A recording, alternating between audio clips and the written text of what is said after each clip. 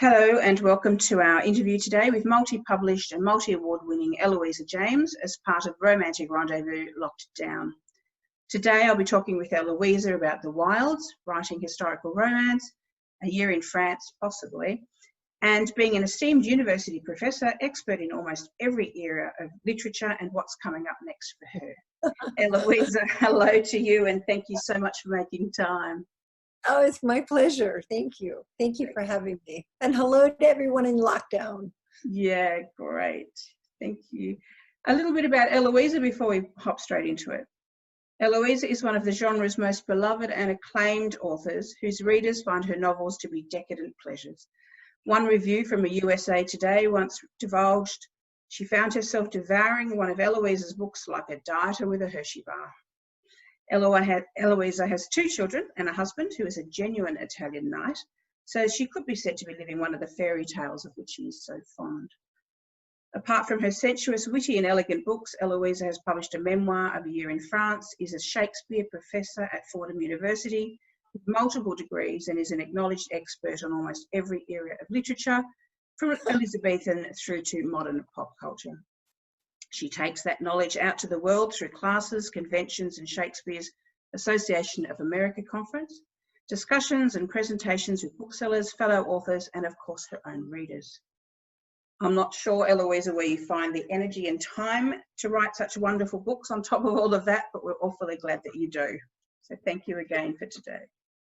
No, thank you. I just have to correct one thing, and that is I am not an expert in every era of literature. There's so much. I know the Renaissance pretty well. Mm-hmm. I teach Shakespeare every day pretty much. So that's kind of my bailiwick. Okay. I take it back, but thank you. Alrighty. Firstly, because the world knows that New York, where you are, has been so terribly hit by COVID-19, how are you and your family doing? We are fine. I mean, we've been very lucky. We've also been very careful. I'm actually the chair of my department in English, and so that has been rather harrowing this year. I got in the habit, if you were ill or your family was ill, I sent you a crate of oranges, and if someone in your family passed away, I sent you a peace plant. This is not something that any chair in my living memory has ever had to come up with, that kind of schema. But I'm very happy to say that while many of our students got ill, they all just kept going to class. And the professors would come and say, you have to tell them to mute their antenna because I can't stand that COVID cough. But they were all fine. They all made it, and all the faculty are fine too. So hopefully they've just built up a lot of really great antibodies now. I'm hopeful that New York will end up being one of the safer places in the world to be, because we should have a lot of antibodies, basically. Yeah, absolutely. Absolutely. Well, you guys are doing a great job controlling it. So. We have been very fortunate. We acknowledge that here in Australia. It hasn't been easy in terms of, there's this madness to get back to work and get back to normal, but with that comes cost. True. Yeah. But we have been lucky. So what are you missing during COVID? What are the things you miss doing? Oh, I go to the theater a lot. I'm a play person. I teach Shakespeare. So it's kind of heartbreaking. I haven't seen a play since this fall. And, one of the things about New York is that it runs on the backbeat of drama and theater and Broadway and musicals. And you think of all these people out of work all over the city. It's true for all different layers of society across the world. But I feel particularly bad, I think, about actors just because their sort of work as waiters, and those are closed too. So I miss that, and I miss sushi. I miss not cooking for myself. I mean, I have to cook like a lot. So like all of us do, right? I learned stuff. I've learned how to bake bread. I'm calming down now. I really am. Yes, with cooking came washing up, and I wasn't enjoying that bit. Ah, exactly. Thinking, I noted that, and you mentioned that you're a Shakespeare professor at Fordham. Is Shakespeare still popular with the young these days? Yeah, I mean, they when they come into class, I kind of have to shake them free from the high school class they had, which, unless you were very lucky, bored them to pieces. So I have to, sort of shake them up a little bit and make them see Shakespeare plays as something that are recreated for every generation. Their generation will also want to recreate and will also remake. That's what they exist for. They're not a certain thing that can always be reproduced exactly the same. So they get excited. They start rewriting, they start working on it, and it's fun. That's good. Yeah, that's great news, because I loved Shakespeare as a kid. Now, your books have the same exuberance as some of Shakespeare's famous plays, and I wonder, is there some little symbiosis happening between what you do in your day job and what you do in your other love job? Absolutely. There's no question that I have learned a tremendous amount. I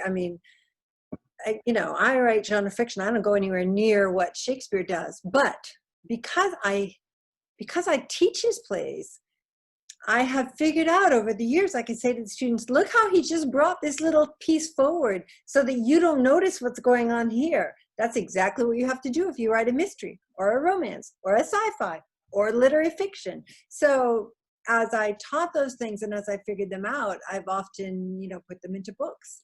I've rewritten, Romeo and Juliet. One of the things my students often say is, they would never get together. They're like a hookup that would be dead after a week.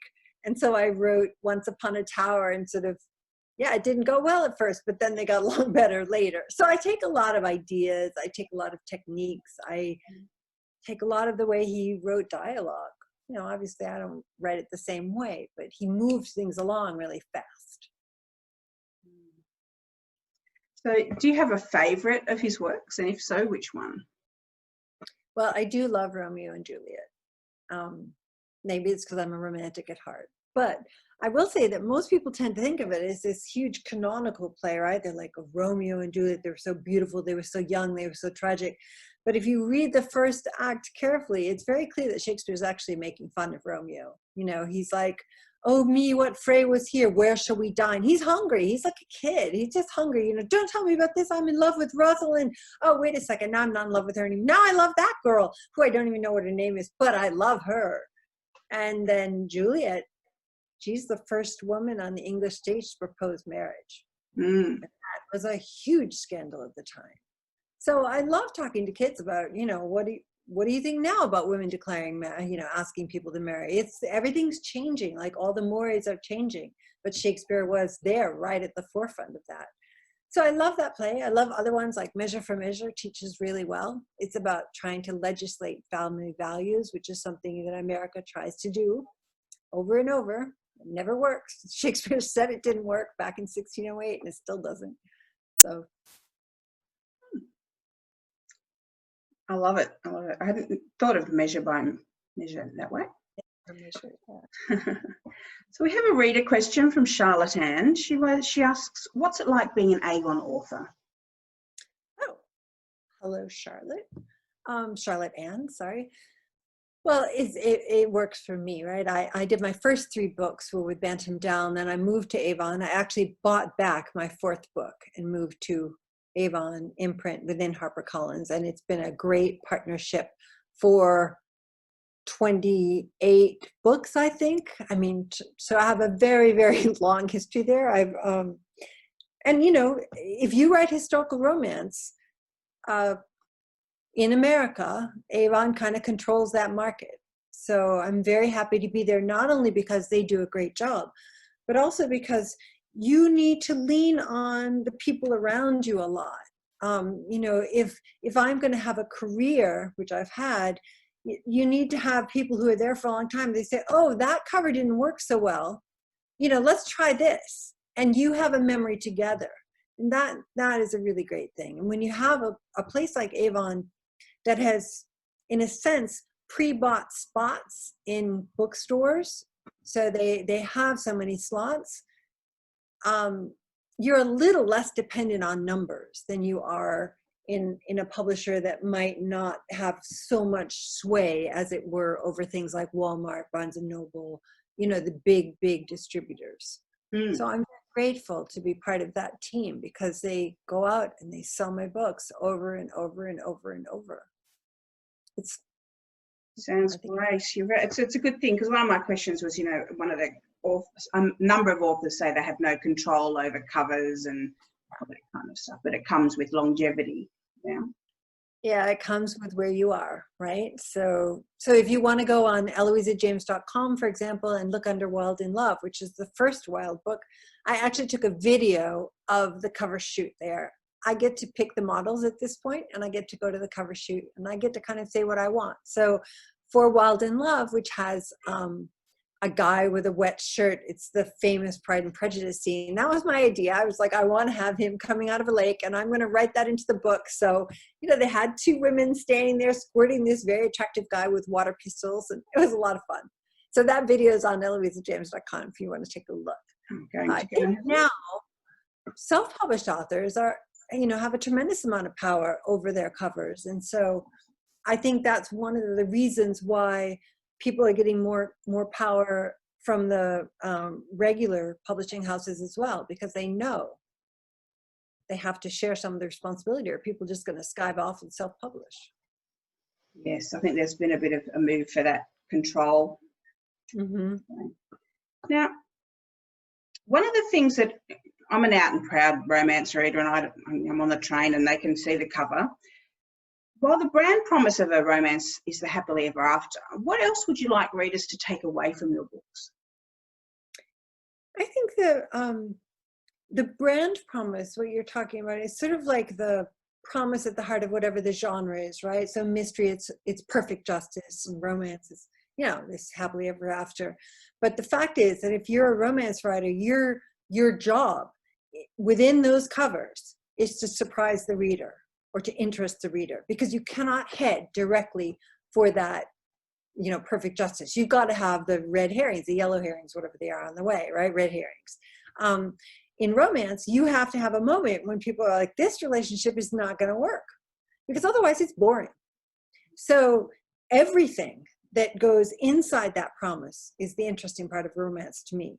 And I read romance all the time. I read in almost every genre, subgenre. And I'm always looking to see, how did she surprise me? What did she make me think was going to happen that didn't happen? What kind of delicious moment is she having here where we think that, he is, well, let me give you an example. Someone just wrote me a letter today and she said, I love your cross-dressed heroine. It was someone in a book called Duchess by Night, because the hero starts getting this weird feeling that he's attracted to a man for the first time in his life. He's like, why am I attracted to a man? I've never been attracted to men. Well, of course, he's actually attracted to the heroine in breeches. But there's that kind of sort of inset parts, and it's fun to see what an author does with them. It's going to show up in almost every book. Georgette Heyer had the same thing, even way back when she had that little scene. But it's always fun to see how different it is. Thank you. Humour is catnip to most of us, and I love a book where dialogue sparkles and there's wit and repartee. You do that really well. Does it come naturally, or is it still hard work to get sparkling dialogue? No, it does not come naturally. Not at all. Basically, what happens when you're writing dialogue like that, like funny dialogue, is you need to apprentice yourself to the people who are very funny. So I spend a lot of time reading everything from Blackadder scripts to any kind of rom-com to people who are witty. The scripts are online. You can find the scripts of almost anything. So like House MD is a very witty show. I read 7 years of scripts before I wrote When Beauty Tamed the Beast, because then I had the rhythm of the way that he talked, right? And I wanted to create a doctor like that. You don't necessarily have to go that close, but you do need to read, say, David Sedaris or Jessica James, anyone who's really, really funny, even for on TV, it doesn't matter. Read them and think, okay, how did they do that? How did they get from this comment to this comment? What was the pacing? One thing I do a lot is I write an initial scene, then I go away. And it's just as if you were in a conversation with an ex-boyfriend, right? And you were like in a fight or something, and the next day you're like, oh, I should have said this. Well, the great thing about writing is you can go back over and over and over. Those scenes only get funny when they are funny after like 15 revisions, because I go back and say, how would this be more funny? Oh, I changed this yesterday. Is it more funny today or yesterday? Oh, I think it's more funny yesterday. Go back to it and try again. So it's hard work. I think that's one thing, that'll be my biggest advice, actually, for romance writers who are maybe starting out. And that's, I never took any creative writing classes. I don't think you have to take creative writing classes. I learned a lot from the RWA, you know, and from peer editing, and from, I still have friends who I exchange with. I was writing with Lisa Kleypas this morning, and, you know, we stop every 25 minutes and say, how about this piece of dialogue? So I've learned a lot from my friends, but I don't think you have to take a class. I just think you have to acknowledge that it's hard work. Your first draft probably sucks, and that's okay. Mine does. Lisa's does. Lisa, you know, Lisa, like me, we were talking this morning about books in which we've been told to cut the first 150 pages. That's really hard. We have the same editor. She's tough, but you know what? She's often right. So part of being a successful writer, in no matter what the genre, is realizing, okay, if I respect this person's opinion, I have to actually listen to it. It can be hard.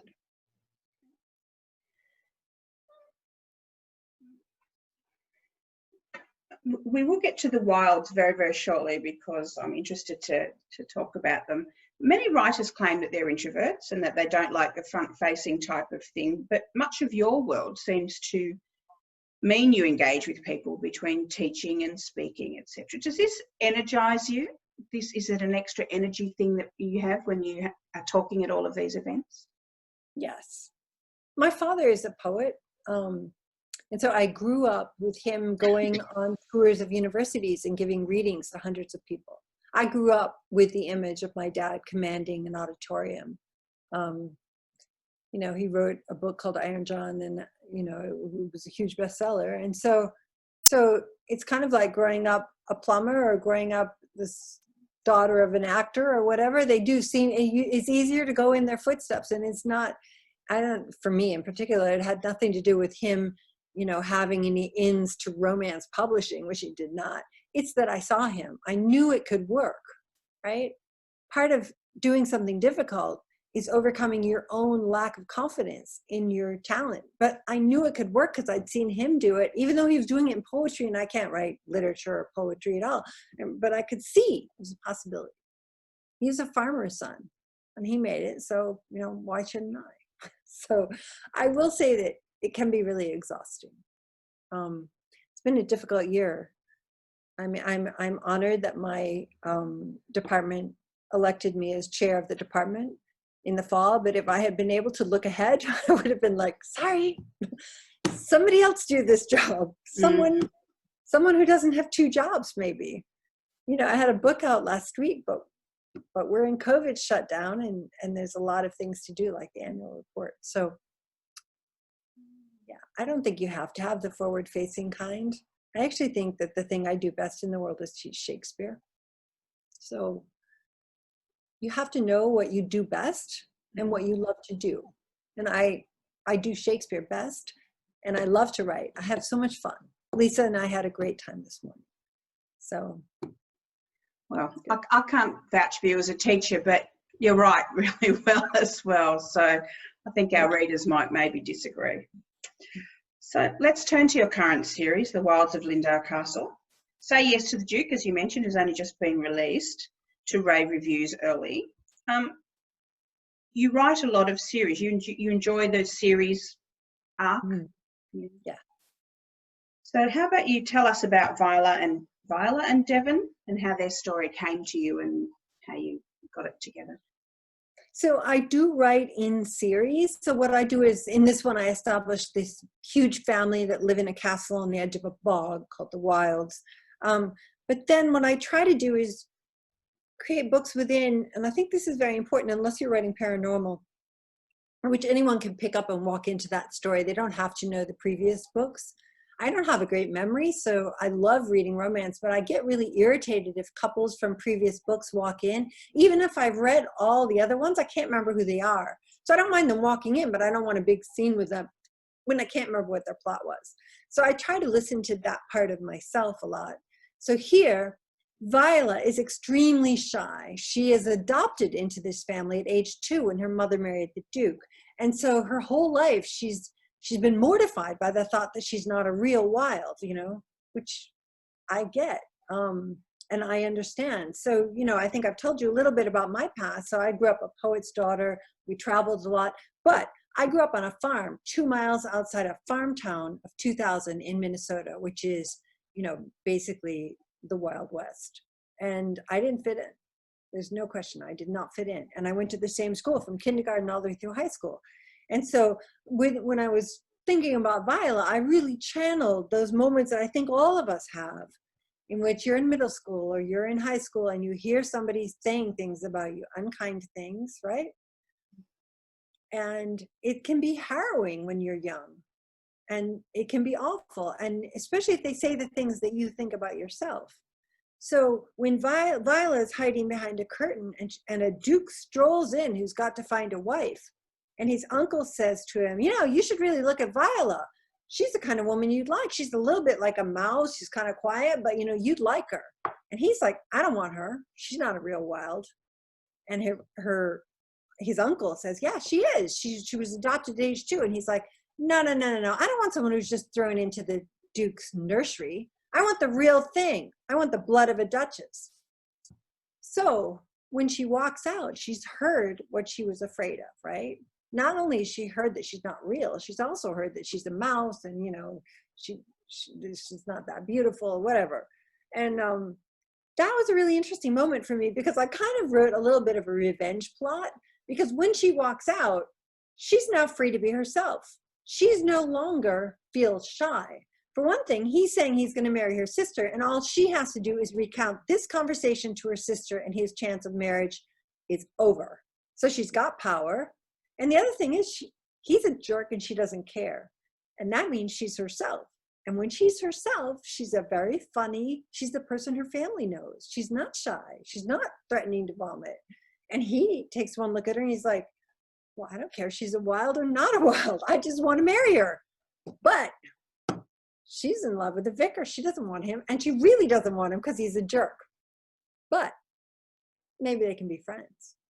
And then they do end up married, and he's like, well, how am I going to make her fall in love with me?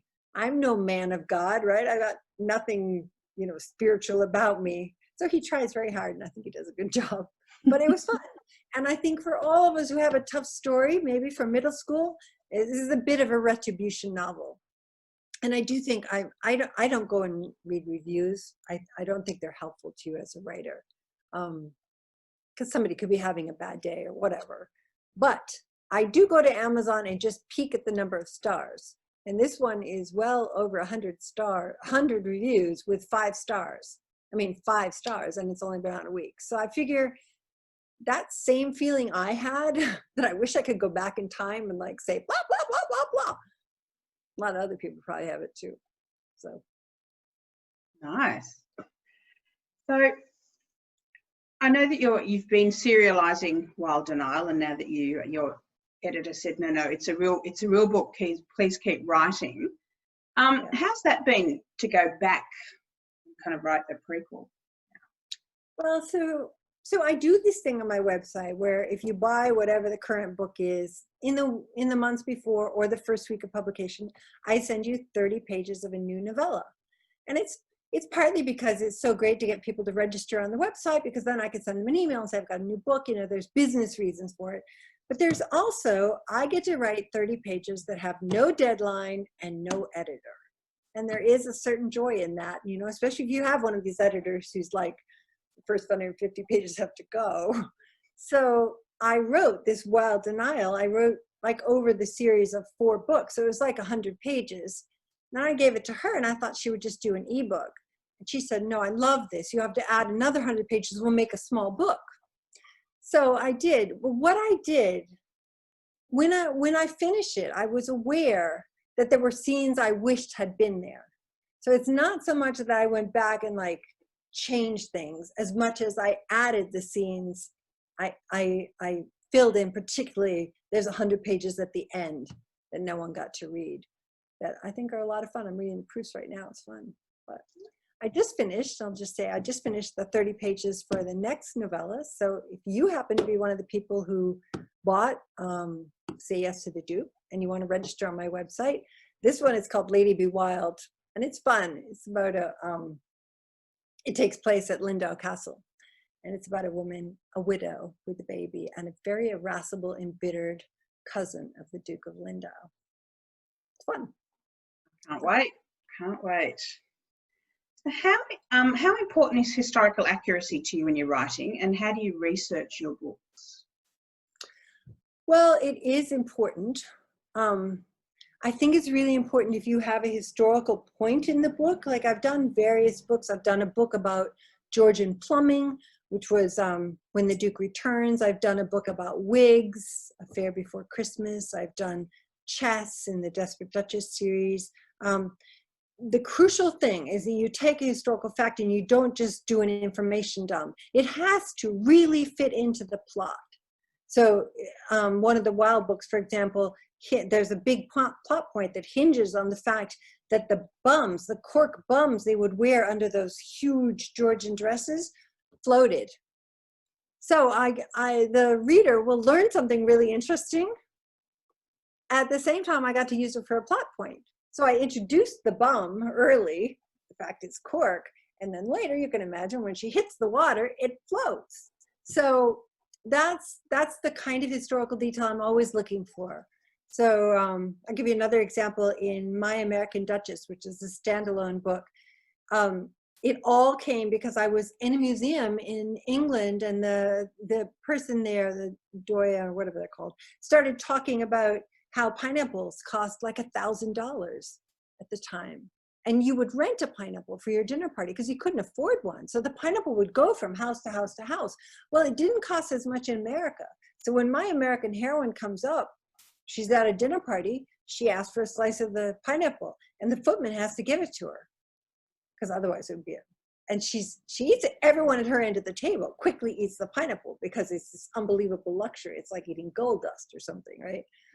So you're looking for a historical detail like that, and you are trying not to do, Lisa Kleypas and I were talking about this morning, it's when you go into a morass and you're like, oh, I have to know what this wharf is called, and what's the exact name of the boat, and oh, wait a second, I better check how fast that boat could get to India, and I better, those are details you figure out later. Your success is going to fall or rise on the story itself. And so anything that takes you away from the story is a waste of your time until you get the plot to work. Because if the plot's never going to work if it's boring. And that is one place I think where historical romance writers can kind of go astray, especially maybe in the beginning. It's so fun to get in, we write historicals because we love facts. But you've got to remember that they have to fit the plot. Otherwise, they don't belong there. So the Regency obviously has been romanticised a lot in books that we read. But would you have liked to live during that period? Live there during the period? Yeah, only if I could be a duchess. I mean, really, very hard time, very low rate of survival from childbirth, no penicillin, little attacks of the plague, which we know about now, but dying at much higher numbers than we are. Even the US passed 100,000 deaths yesterday, which is a terrible number. But I will say that many, many more died of the bubonic plague in serial sweeps through Europe. So probably not. Fair enough, yeah. I always thought the same, but I'd have been born a servant, so. Yeah, exactly. I mean, there I am on the farm, right? What would have happened to me? Oh. Have you ever written two books at the same time, or have you always just concentrated on the next book? No, I'm writing two at the same time right now. I have a historical romance due to HarperCollins, and I have also another book coming out with Random House, which will come out next summer, which is it's a love story. It's set in the contemporary period, and it takes place largely on Elba, which is an island off Italy. And because my husband's Italian, we go to Italy every summer. This is the first summer in 28 years or something that we haven't gone to Italy because we can't get on a plane. But we go to Elba, we go to this island and take the children there. And so this is a love story. It's also a tearjerker. So I'm working on both at the same time. I have edits from my Random House editor, and I have a brand new story, Joan's story, if you've read Say Yes to the Duke. I'm working on that. So I like going back and forth. It could be a good way to do it. Now, just to real estate, is there a particular castle or mansion in England you wouldn't mind owning if you could afford it? Oh, any of them. I'd like to own any of them. It's fine. You know, that's the farm girl speaking right there. Just give me half a castle, I'll be fine. So nothing in particular. Our last visit to England, we rented a car and we went through Wales and we tried to see a castle every day and it was insane. It was so much fun. But yeah, there's a lot of them. They certainly are. Let me go back just in Born to be Wild, you have Path, who's an Anglo-Indian character. How much extra work and research did it take before you were happy to release that story into the world? That was a lot of work. That was a tremendous amount of work. I wrote it for two reasons. One is that readers have come up to me over the last years and said, I wish you'd write a character who looks like me, which I hear and I honor. On the other hand, I've always had a strong sense that, you know, I'm white and privileged and I wouldn't know how to depict well the experience of a hero or heroine who wasn't in that same situation, who faced racism. So, but my brother-in-law, Sunil, he died of lung cancer last fall. Anyway, he really encouraged me. He was like, why not? Why not? Why not? Why not? He wrote his own memoir right before he died. He was in the LAPD. And so I did. I came up with a story. And the reason I could do it for me was that in the exact period when I was talking about, there wasn't a lot of racism in England against Anglo-Indian children.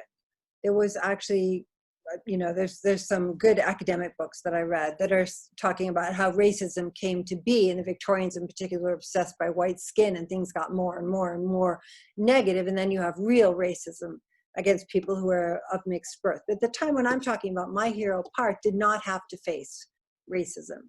And so for me, that was an opportunity to take someone who came from a different country and really follow a story that was very common at the period, because they did send your children home to be raised in England.